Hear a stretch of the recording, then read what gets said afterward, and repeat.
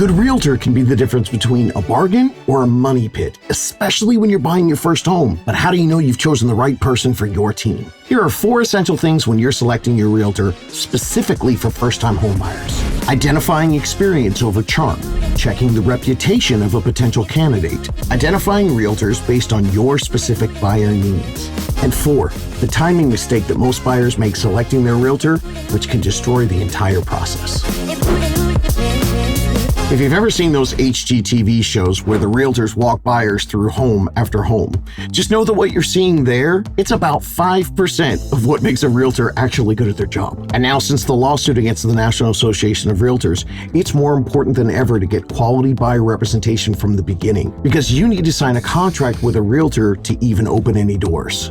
And as a first-time homebuyer coach, I've seen buyers all across the country get their offers accepted based on how their advocate presented their offer. And as a realtor myself, I've seen my sellers accept offers based on the representation that the buyer had. Literally, how your realtor writes words on the contract could be the reason that you get accepted. So why is it so difficult to find someone who understands all this? Well, did you know that 87% of realtors quit in the first 5 years of doing that job? And did you know that 47% of realtors in 2023 did not sell one home? So this creates a challenge for you to find someone who has experience in the market. And to make matters worse, when new realtors start their job, they're told fake it till you make it, or invest in marketing, which of course means that you have unskilled, untrained agents who are asking to help you with the biggest financial transaction of your life. So the things you should look for in your realtor, you're not going to see on HGTV. It'd make a lousy TV show, but it will set you up for your best buying process. To check a realtor's experience,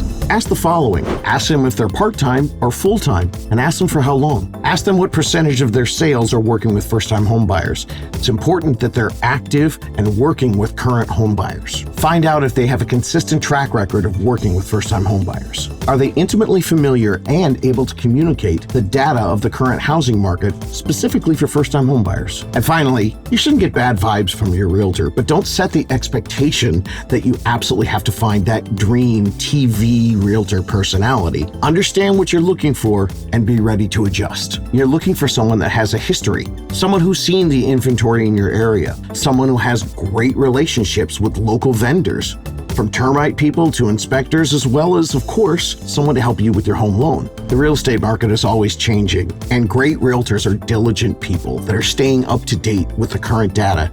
And a lot of times, that's information that people who are just dipping their toe in their business, they tend to miss.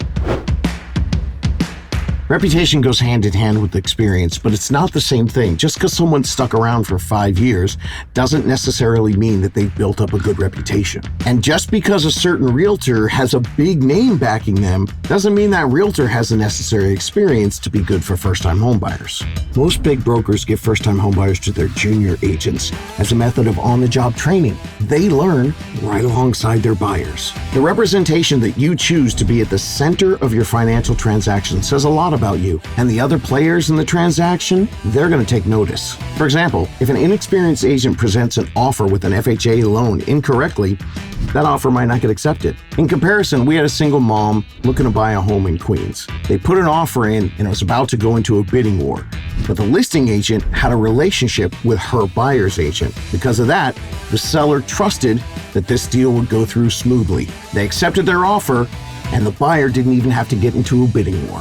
Why would they do that? Well, it's because the seller's agent trusted that our client's team could get things done reliably and efficiently. And that's just one of the ways that a solid reputation can really benefit you in the short term and the long. I've hired and worked with realtors all across the country, and here are my biggest tips when you're checking on someone's reputation. Look for testimonials and reviews. See if real people recommend this person.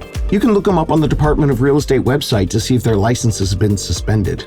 Is the realtor or the team that they're working with active in the community? That type of commitment demonstrates the local expertise that you're looking for.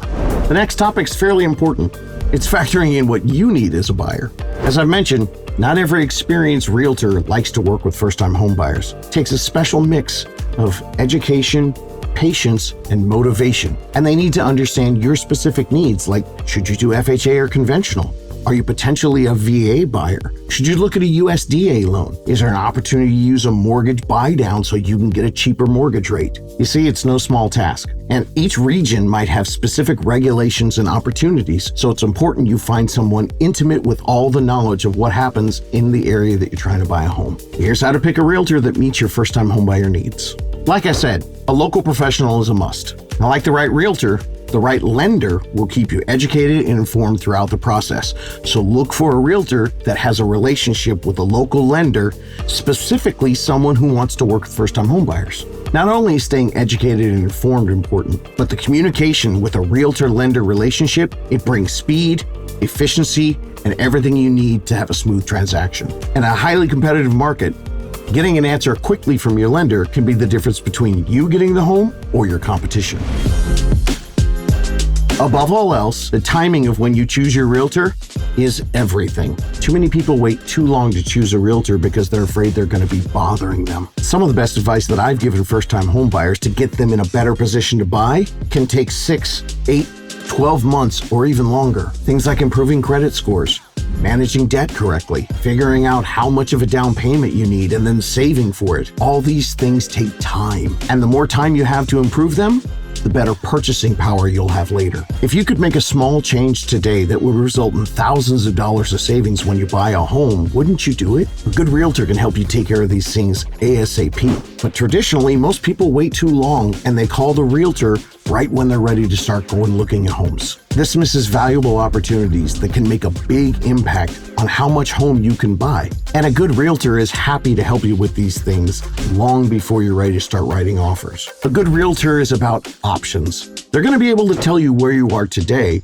but they're also going to be able to show you where you could be with a few tweaks along the way. A good realtor will make it their mission to dispel the myths and get you the information you need for your home buying journey. And if you're just starting out, you might be surprised that one of the biggest myths in real estate is that you don't need a 20% down payment so you can start owning and stop renting. So check out this video where you can learn the difference between conventional and an FHA loan where you might be able to buy with as little as 3.5% down. See you in the next video.